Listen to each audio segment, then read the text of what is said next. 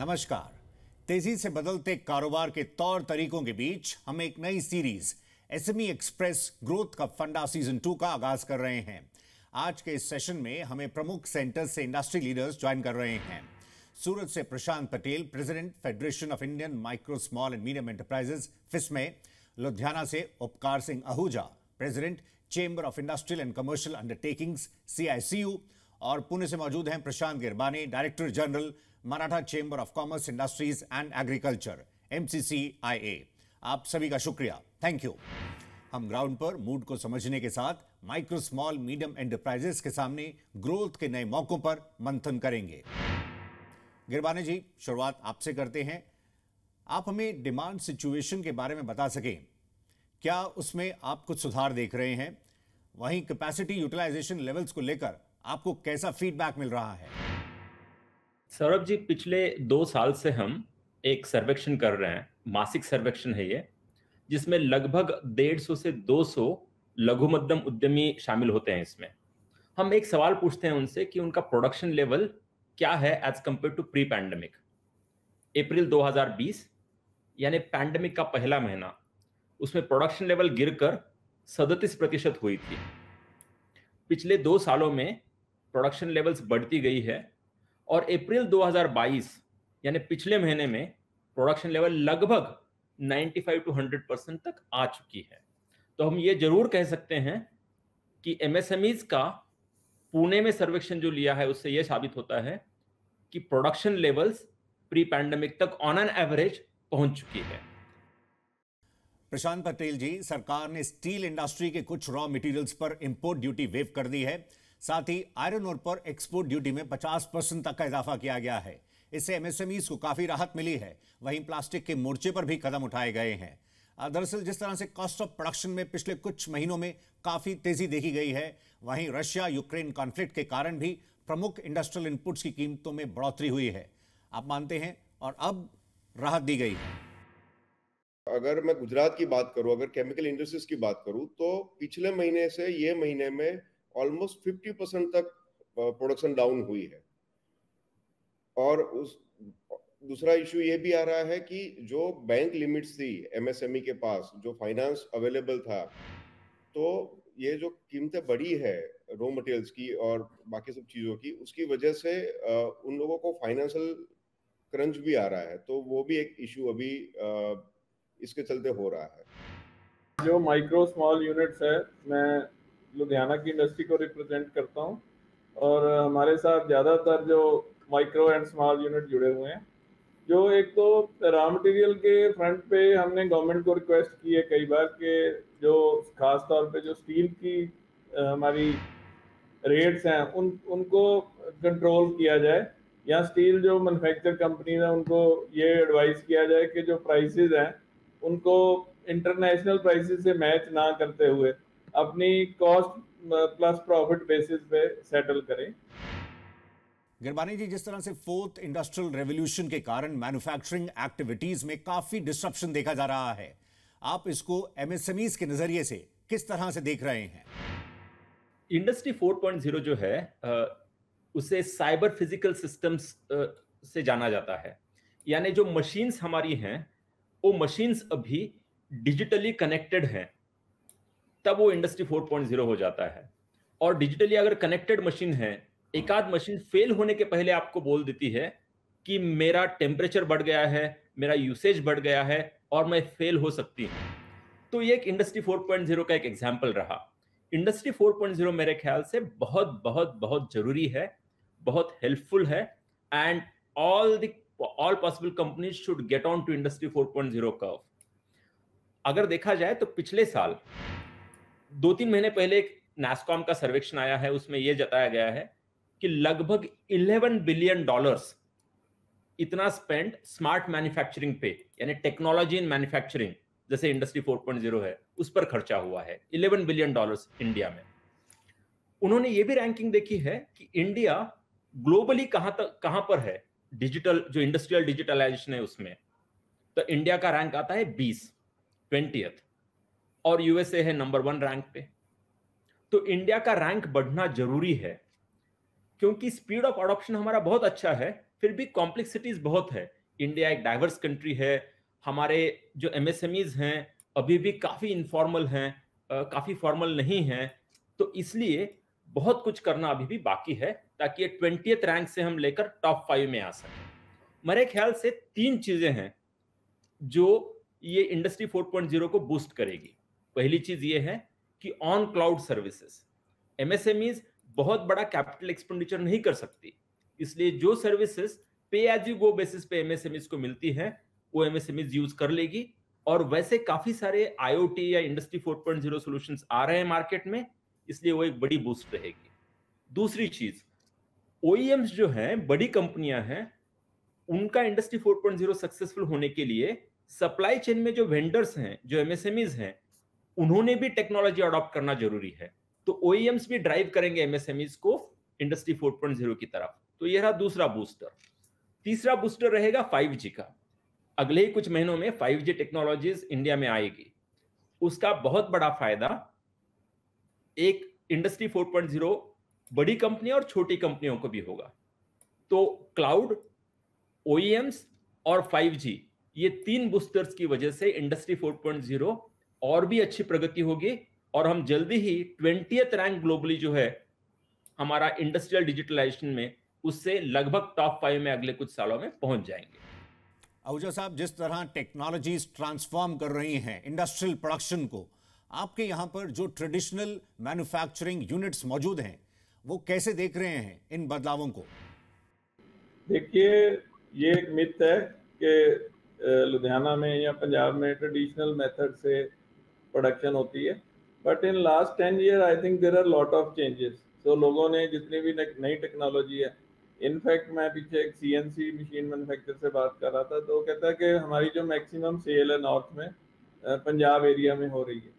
तो इसमें इंडस्ट्री ने बहुत ज़्यादा अपने आप को मॉडर्नाइज किया है, मगर इसमें अभी भी अगर मैं 100 में से आप पूछो तो मैं 50 रैंक देता हूँ। We have to long way to go. उसके बहुत से कारण है इंडस्ट्री के जो मॉडर्नाइज करने के, क्योंकि जो नए इक्विपमेंट है वो बड़े कॉस्टली हैं, और जो रेट ऑफ इंटरेस्ट इंडिया में आप समझ के चलो कि आप 8% से 12% के बीच में है जो मशीनरी पे लोन मिलता है, मगर जो जैसे जापान में या दूसरे कंट्रीज में यही लोन है वो 3% पे मिलता है। तो स्लो मॉडर्नाइजेशन का एक ये भी कारण है कि इंडस्ट्री उतनी तेजी से अपने इक्विपमेंट अपग्रेड नहीं कर सकती। और एक तो टेक्नोलॉजी का फ्रंट है, और दूसरा अगर हम ग्लोबली अगर अपने आप को रेट करते हैं तो capacity wise also we don't have enough capacity to produce mass compare to our adjoining countries or other competing countries. Patel ji, जहां तक माइक्रो यूनिट्स की बात है, टेक्नोलॉजी अडॉप्शन के फ्रंट पर उन्हें कैसे सपोर्ट किया जा सकता है ताकि प्रोडक्टिविटी में सुधार हो सके और सस्टेनेबिलिटी पर जोर दिया जा सके? मेरा ये मानना है कि इसके ऊपर गवर्नमेंट को भी बहुत ज़्यादा काम करने की ज़रूरत है, क्योंकि कोई भी जब हम लोग टेक्नोलॉजी की बात करते हैं या इंडस्ट्रीज 4.0 में अगर जो हम देखें कि भाई एआई जो है उसकी अगर बात करते हैं तो ये सारी चीज़ें इट्स अ कॉस्टली अफेयर। तो for a micro and small industries ये उनके लिए बहुत बड़ी अमाउंट हो जाती है और बहुत बड़ा रिस्क फैक्टर भी बन जाता है वहाँ पे। उसके अलावा इंडस्ट्रीज में इंटरनेशनल मार्केट में टिक पाना बहुत मुश्किल है। बट साथ साथ में जो हमारे चैलेंजेस है, जैसे जो एरिया है हमारा और जो एनवायरनमेंट है, उसके चक्कर में अगर हम 5G में चले भी जाते हैं, लेकिन अगर नेटवर्क एस्टेब्लिशमेंट अगर नहीं है बेटर, तो वो एक चैलेंजेस रहेंगे। दूसरा जो ओमकार जी ने कहा कि कॉस्ट और फाइनेंस, वो भी हमारा बहुत ज़्यादा है। तो उसमें मेरा ये कहना है कि जो बाकी काफ़ी सारी कंट्रीज में हो रहा है कि जहाँ पे गवर्नमेंट जो है वो इन्वॉल्व होके जो रिसर्च इंस्टीट्यूट या जो यूनिवर्सिटीज होती है, जैसे अपने यहाँ पे आईआईटीज है या कोई भी हर स्टेट की जो मेजर यूनिवर्सिटीज है या इंजीनियरिंग कॉलेज या बाकी जो है, उनको अगर उनके साथ मिल के कुछ प्रोग्राम डिजाइन किया जाए कि जहाँ पे इनिशियल फाइनेंस जो है for the development of the technology और प्रोसेस वो गवर्नमेंट करे थ्रू दैट रिसर्च इंस्टीट्यूट, और वो फिर माइक्रो और स्मॉल इंडस्ट्रीज में उसको पास ऑन किया जाए। तो मैं मानता हूँ कि माइक्रो और स्मॉल इंडस्ट्रीज जो है उनका जो बिहेवियर या उनका जो एक्सेप्टेंस लेवल है टुवर्ड्स न्यू टेक्नोलॉजी, वो और ज़्यादा पॉजिटिवली जाएगा और उनको वहाँ पे सारी चीज़ें सपोर्ट करेगी। आहूजा साहब, आरबीआई ने हाल ही में रेपो रेट में 40 बेसिस पॉइंट्स और सीआरआर में 50 बेसिस पॉइंट्स का इजाफा किया। इसका एमएसएमई सेक्टर पर आप कैसा इंपैक्ट होता देख रहे हैं? जो अभी जितनी भी इंडस्ट्री है जिन्होंने इक्विपमेंट फाइनेंस कराए हैं या जो उनके जितने भी लोन्स हैं, वो लोन्स की कॉस्ट बढ़ जाएगी।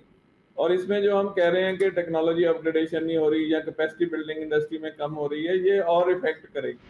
मगर गवर्नमेंट को ऐसा मैकेनिज्म लाना चाहिए कि कोई भी अगर मॉडर्नाइज करता है या कोई भी कैपेसिटी इनहांस करता है अपनी, तो वो इक्विपमेंट उनको मिनिमम रेट पे मिलने चाहिए, तभी इंडस्ट्री की अपग्रेडेशन हो पाएगी। मगर ये जो अभी 0.40 बेसिक पॉइंट बढ़ाए हैं, इससे कॉस्ट ऑफ इंटरेस्ट बढ़ेगी और जो टेक्नोलॉजी अपग्रेडेशन है वो हमारी स्लो हो। प्रशांत गिरबानी जी, आप आरबीआई के इस कदम को किस तरह से रीड कर रहे हैं? दरअसल अगस्त 2018 के बाद रेट्स में बढ़ोतरी की गई है। अब देखिएगा सौरभ जी, उसके पहले एक बैकड्रॉप देखना जरूरी है, पार्श्वभूमि देखनी जरूरी है। वो ये है कि इन्फ्लेशन, महंगाई हर जगह बढ़ रही है। यूके और यूएस जैसे देश में जो महंगाई है, इन्फ्लेशन है, वो 30 इयर्स में सबसे ज्यादा है। इंडिया के जो डेटा आया है पिछले कुछ दिनों में, वो ये दर्शाता है कि पिछले 8-9 सालों का अगर डेटा देखा जाए, WPI और CPI का जो इन्फ्लेशन के इंडेक्स है, वो सबसे ज्यादा है। ऐसे हाई इन्फ्लेशनरी एनवायरनमेंट में ये बहुत जरूरी होता है कि आरबीआई रेट बढ़ाएं। तो आरबीआई ने रेट बढ़ाया, ये बहुत रीजनेबल है, ये अंडरस्टैंडेबल है। वरना तो इन्फ्लेशन की वजह से गोरों गरीबों को बहुत बड़ा नुकसान हो जाएगा, क्योंकि हर चीज की प्राइस बहुत बढ़ेगी। तो आरबीआई का निर्णय हम समझ सकते हैं, पर यह भी कहना इतना ही जरूरी है कि इसका इम्पैक्ट जो है वो एमएसएमईज पर पॉजिटिव तो है ही नहीं, इसका इम्पैक्ट तो निगेटिव ही होगा, क्योंकि एमएसएमईज की स्थिति ऑलरेडी ही डिफिकल्ट है, because they are coming out of pandemic. उसमें और थोड़ा अगर इंटरेस्ट रेट उन्हें ज्यादा देना पड़े तो अच्छी बात नहीं है। But I think this is unavoidable, unfortunately there is no other option but to live through this. SME express growth का फंडा में फिलहाल वक्त ब्रेक का है, हम जल्द ही लौटते हैं।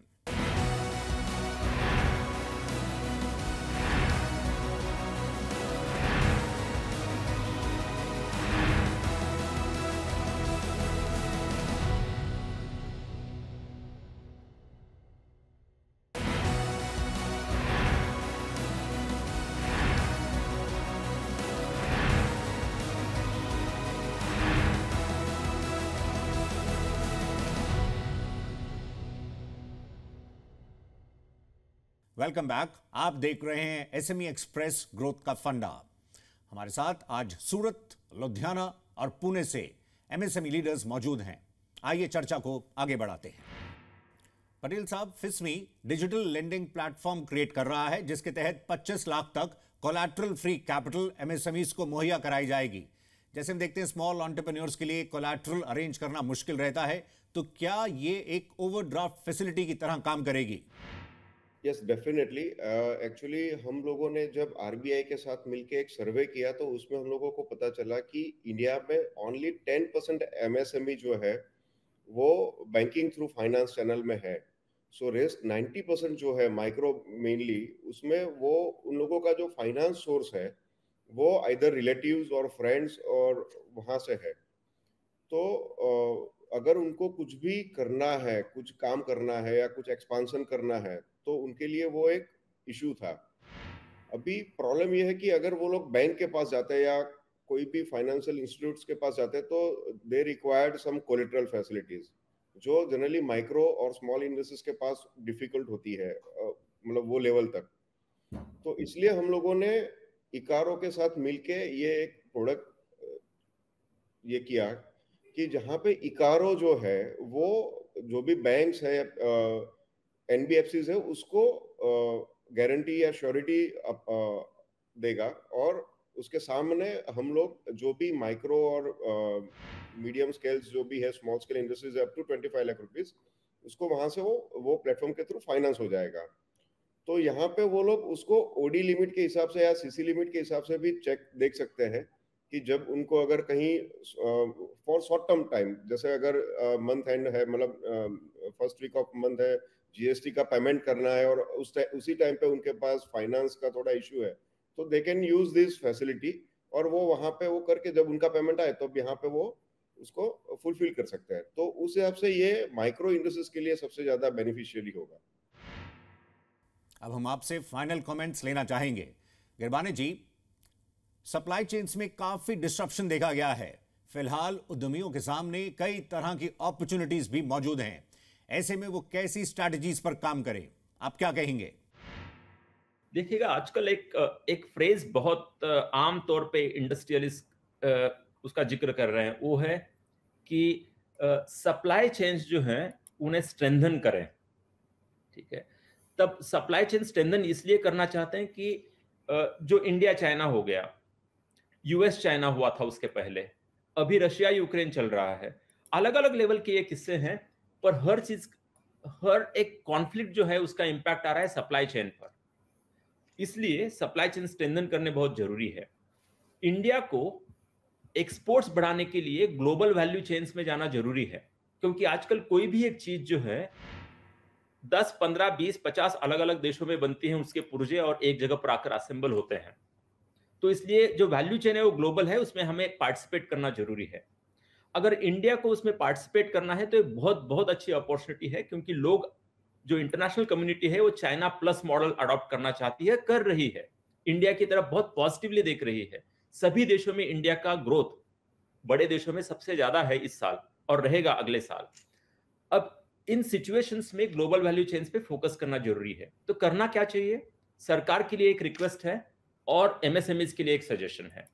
सरकार के लिए रिक्वेस्ट या सजेशन यही रहेगी कि ग्लोबल वैल्यू चेन्स में अगर हिस्सा बढ़ाना है तो इंडोनेशिया, वियतनाम, बांग्लादेश, इन देशों ने जैसे ज्यादा से ज्यादा FTS, free trade agreement sign किए ईयू, अमेरिका, वेस्टर्न कंट्रीज या एशियन कंट्रीज के साथ, वैसे हमें एफटीए ज्यादा से ज्यादा साइन करने चाहिए। ऑफ कोर्स हम हमेशा सुनते आते हैं पीयूष गोयल जी से और मंत्री महोदय से कि ये पहल चल रही है। हमारी यही अपेक्षा रहेगी कि जितना जल्दी हो सके उतना ही एफटीए साइन हो जाए। दूसरी चीज एमएसएमईज की तरफ से, एमएसएमईज को जरूरी है कि जितना पॉसिबल हो उतना उन्होंने एक क्वालिटी पर ध्यान देना है और दूसरा टेक्नोलॉजी पर ध्यान देना है, क्योंकि स्टैंडर्ड हार्मोनाइजेशन करना जरूरी है, so that they are able to export in other countries, they are able to be part of supply chains, they are able to be part of GVCs. Ahuja साहब, आपकी तरफ से एमएसएमईज के लिए क्या सलाह होगी? आई थिंक इंडस्ट्री के लिए बहुत अच्छी अपॉर्चुनिटी है। जो नेक्स्ट डिकेड रहेगा वो इंडिया के लिए रहेगा, मगर we have to set our house right, और हमें इसके लिए अभी से तैयारी करनी चाहिए। हमें अपनी टेक्नोलॉजी है जो इंटरनेशनल लेवल पे वो लेके जानी चाहिए। देखो, कोई भी कस्टमर है, चाहे कोई भी प्रोडक्ट है, वो 3 चीजों पे बिकता है, QCD, quality, cost and delivery. हमारी जो अभी मूवमेंट है कंटेनर की या कार्गो की मूवमेंट है, जो यहाँ पंजाब से जो मटेरियल पोर्ट तक कंटेनर पहुंचता है उसको कई बार 7 दिन लग जाते हैं, जबकि कई कंट्रीज में, चाइना जैसे कंट्रीज में, ये एक 24 आवर की जॉब है। सो जो इन गवर्नमेंट को इन चीज़ों की तरफ ध्यान देना चाहिए, क्योंकि 70% जो हमारी इंडस्ट्री है वो सी पोर्ट से दूर है। सो अगर हम सी पोर्ट से दूर हैं तो हमें जो टाइम टू पोर्ट है वो रिड्यूस करना चाहिए, उससे काफ़ी ज़्यादा एडवांटेज होगा। और जो इंडस्ट्री है उसको अपनी क्वालिटी अपग्रेड करनी चाहिए, उसको इंटरनेशनल लेवल पे रखना चाहिए। और जो डिलीवरी मैनेजमेंट है, खास तौर पे जो कमिटमेंट कस्टमर को दी जाती है, वो उसको टाइमली डिलीवर करने के लिए उसको पहले से ही प्रेपरेशन करनी चाहिए। तो मुझे लगता है कि आने वाला टाइम इंडिया के लिए बड़ा अच्छा टाइम होगा, क्योंकि पूरी दुनिया जो अपनी सप्लाई चेन है वो रीअलाइन कर रही है, और हर कोई इंडिया का जो आज की डेट में जो स्टेटस है in export and in quality, it is, you can say, far better to the previous year. Patel ji, last word आपकी तरफ से। एज अ फिश में मैं एक बात बताता हूँ, जैसे एमएसएमई जो है उसके लिए एक तो फाइनेंस बहुत ज्यादा रिक्वायरमेंट है, दूसरा है इंडस्ट्रियल इंफ्रास्ट्रक्चर, अभी हम लोग उसके ऊपर काम कर रहे हैं। और साथ में एज एन एमएसएमई हम लोगों को भी इतना देखना पड़ेगा कि जो क्वालिटी वर्क है, जो भी प्रोडक्ट्स हम लोग बना रहे हैं उसमें जो क्वालिटी है वो we have to maintain that quality. दूसरा, सप्लाई चेन जो है, डोमेस्टिक इंडस्ट्रीज को एक दूसरे के साथ सपोर्ट करके एक दूसरे के साथ खड़े रहना पड़ेगा। क्योंकि बिना उसके हम लोग सिर्फ एक्सपोर्ट मार्केट के ऊपर या इंपोर्ट के ऊपर डिपेंडेंसी नहीं रख सकते हैं। और ये बात सही है कि आने वाला कल जो है वो इंडिया का है और इंडियन इंडस्ट्रीज का है, क्योंकि आप देख सकते हैं कि काफी सारे जो एमएनसीज थी, जो बड़ी बड़ी कंपनियां जो चाइना में थी, वो now they want to move from China. तो उनके लिए इंडिया सबसे बेटर ऑप्शन है, क्योंकि यहाँ पे सारी चीजें अवेलेबल है। मैन पावर हो गया आपका, इंडस्ट्रीज है, government is positive towards industries, तो उसमें हमारे पास वो स्कोप है। अभी ये हमें देखना है, हमें प्रूव करना है कि भाई yes we can do it, और वो चीज हमें उनको दिखानी पड़ेगी। तो एसएमई एक्सप्रेस ग्रोथ का फंडा के आज के सेशन में इतना ही। प्रशांत पटेल जी, उपकार सिंह आहूजा साहब, प्रशांत गिरबानी जी, आप सभी का शुक्रिया, थैंक यू। हम उम्मीद करते हैं स्मॉल बिजनेसेस चुनौतियों के बावजूद नए मौकों को टैप करने के लिए रणनीति बनाते हुए कदम आगे बढ़ाएंगे। अगले एडिशन में हम एक नई थीम के साथ आपसे मुलाकात करेंगे। फिलहाल नमस्कार।